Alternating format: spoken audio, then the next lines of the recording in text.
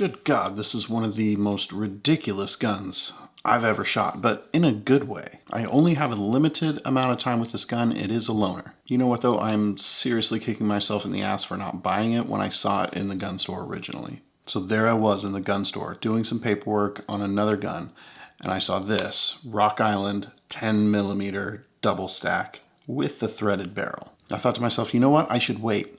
I should just wait a couple of days at least. Then I made the mistake of mentioning it to a buddy who went back to the gun store and picked it up for himself. I guess on the one hand, he did save me some money by not leaving it there for me to go back and buy later on. But also, I didn't get to add this beauty to my collection, unfortunately. Which sucks because, as you all know, I do have the 9mm version. This one doesn't have a threaded barrel, but whatever, it's still a pretty sweet gun. For those of you that don't know, Rock Island Armory makes what could be considered as budget-friendly 1911s. They are based in the Philippines, and they sell the shit out of these guns, not just in the Philippines, but also here in the US. While generally speaking, 1911s are some of the more expensive guns on the market, Rock Island Armory has found the perfect balance that allows them to make a quality firearm and still sell them at a more than reasonable price. For all you getting ready to mash on your keyboards down below in the comment section, Rock Island guns, they aren't Nighthawks, they aren't Kimbers, they aren't Staccatos, they aren't any number of 1911 type guns that are going to cost you upwards of $2,000 to $3,000 to $6,000. These guns right here, they're made for consumers, like real consumers. With most companies, you might struggle to get even a baseline model at $900. But with Rock Island Armory, you are getting this bad boy for about a G. Yes, that is a little bit of money in comparison to most of your striker-fired pistols.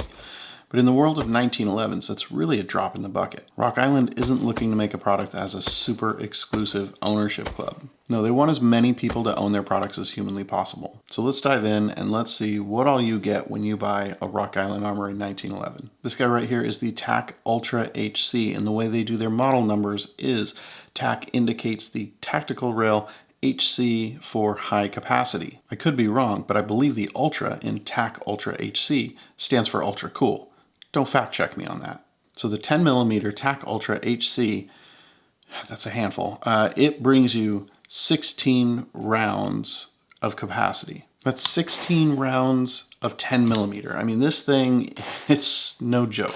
Basically, there's not much difference between the 10mm and 9mm version that I already have. The 10mm has all the same ultra cool stuff that my 9mm has. Fiber optic front sight and adjustable rear sight, front and rear slide serrations, ambi safety, skeletonized trigger, skeletonized hammer. It's got this beefy magwell, which feels great and aids in faster and more accurate mag changes. Now the grip panel, that's not my favorite thing about these Rock Island guns. But you know what? There are options, and I'm going to go ahead and leave a link below to Browne Works. If you want some crazy custom grips for your Rock Island gun, or any other 1911 for that matter, you have to check out Browne Works. They've been a big supporter of my channel, so make sure you use that link and you go check them out. In fact, that is where these bad boys right here came from. So I've done a couple other videos on these Rock Islands before, and I've said this in the other videos, the grip on these guns feels really thick. When you're standing at the counter at the gun store, or here in my office for that matter,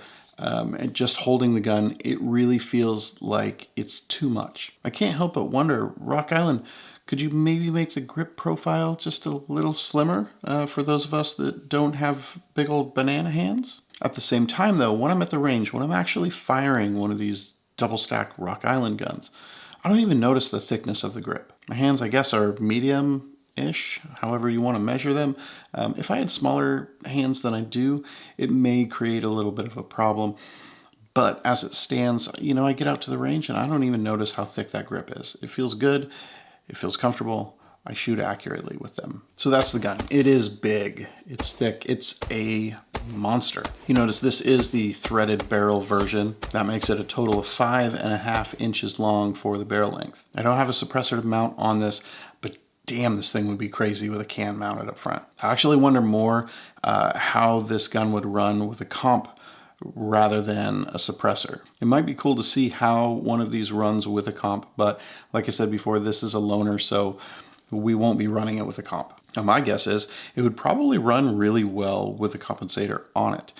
It already shoots fairly smooth and flat. It's accurate and it handles nicely. Part of the reason that it does perform the way that it does is the gun's weight. These double stack RIA guns, they're not your average striker fire pistol. They also aren't your average 1911. These guns have a lot of weight to them, a lot of mass. The all steel frame and grip on these guys, it really helps to absorb the recoil, which is nice when you're talking about 10 millimeter and having 16 rounds in there. One of the things that I really have to point out with the Rock Island guns, and specifically the 10 millimeter, is that they seem to be shipped out with a slightly heavier spring than you would expect. I don't know the exact weight, but it does take a little something to get that slide racked. Why that matters is that it's my experience that the 10 millimeter Rock Island guns, they're not real friendly with your cheaper range ammo. If you want to run some heavy hard cast ammo through it, you know, Rock Island gun is going to handle it like it's nothing. After a little bit of a break-in period,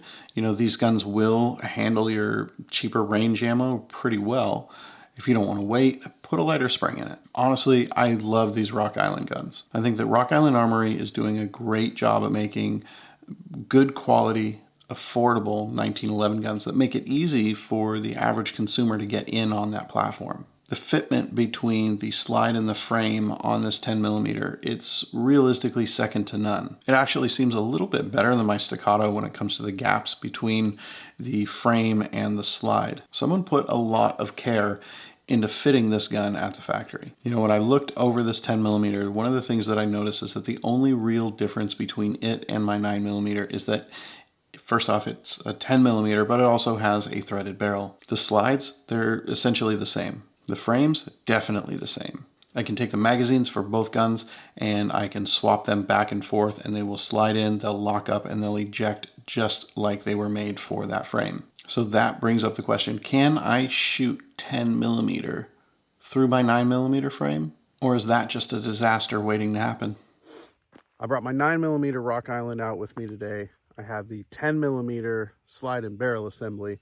We're going to go ahead, swap this over and see if it runs.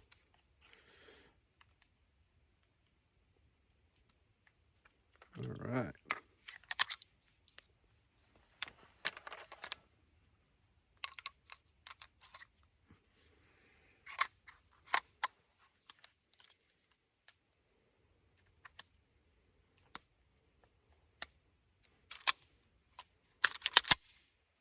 All right, it looks all right.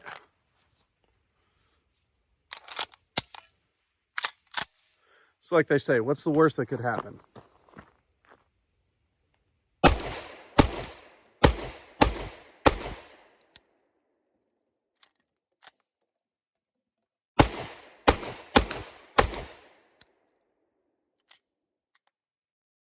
Well, it's cheap ammo, so what can you do? Well, I still got all 10 fingers, so that was a success. I did take a look at the 2 rounds that were malfunctioned, and it looks like it was a light primer strike. Not like super light, but definitely not heavy enough to produce the desired effects while at the range. I took both of those failed rounds of 10 millimeter, I popped them over in my Smith & Wesson M&P 10 mil, and they fired, no problem. All in all, I put 150 rounds or so through the 10 millimeter slide while it was on the 9 millimeter frame, and those were the only 2 issues that I encountered. I burned through another 150 rounds through the gun just as is from the factory. 10 millimeter slide, 10 millimeter frame. Those were all S&B 180 grain rounds, you know, the cheap stuff. Out of my whole range trip, I had 2 failures basically, and those were while I had the 10 millimeter slide and barrel hooked up to my 9 millimeter. So I'd say all in all, it was a pretty good day. It was a pretty cool little experiment. Actually, at the end of it, it makes me more impressed with the setup for the 9 millimeter than anything. I mean, the 9 millimeter has to be pretty overbuilt in order to handle the recoil from a 10 millimeter going through that frame. I will say one thing that is really important with these Rock Island guns is keep them well lubed. If you run them too dry, they're not going to function very well at all. And I know that seems like a no-brainer, like we should all lube our guns. But a lot of people will run them a little more towards the dry side, and then you get all kinds of issues where they're hanging up. All in all, I had a lot of fun shooting this gun, and I want one. I want more guns from Rock Island Armory. Right now, I think I really need to look into their single stack pistols. I don't have any of those.